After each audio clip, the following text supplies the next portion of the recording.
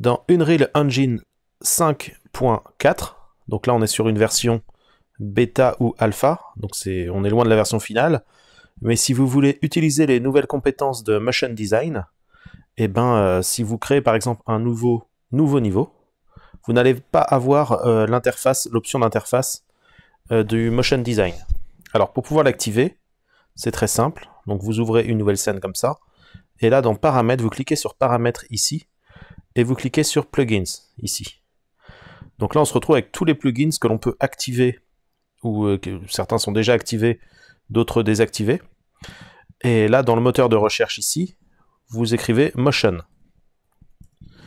Ici, vous tapez motion, et là on voit ici motion design expérimental, donc parce que c'est encore une version expérimentale, et là vous allez cocher ce plugin. Vous faites oui, et on doit redémarrer bien sûr l'éditeur. Voilà, attendez un petit peu que ça se charge, ça peut être un peu long au début pour activer un petit peu tout ça. Donc là on a script de construction en préparation, donc on n'aura pas aussi long d'attente à chaque fois en fait, c'est juste dans un premier temps, histoire de pouvoir ajouter toutes les fonctionnalités que l'on vient de ressaisir. Donc c'est là que vous voyez les chargements. Et n'hésitez pas, le dossier du projet n'est plus à jour, voulez-vous le mettre à jour? Bien sûr, mettre à jour.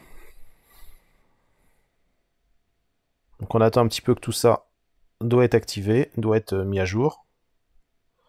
Là ici, on a un chargement.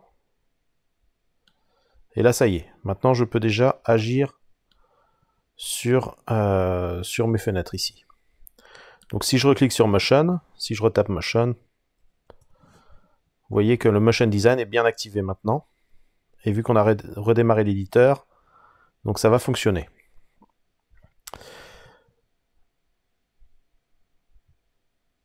Alors là maintenant qu'on a bien chargé le plugin et on a redémarré l'éditeur, si vous faites Fichier, Nouveau niveau, vous avez accès à une nouvelle option, ici, un nouveau template qui s'appelle Motion Design et qui va être adapté justement pour faire du Motion Design sous Unreal Engine 5. Vous cliquez dessus et vous faites créer.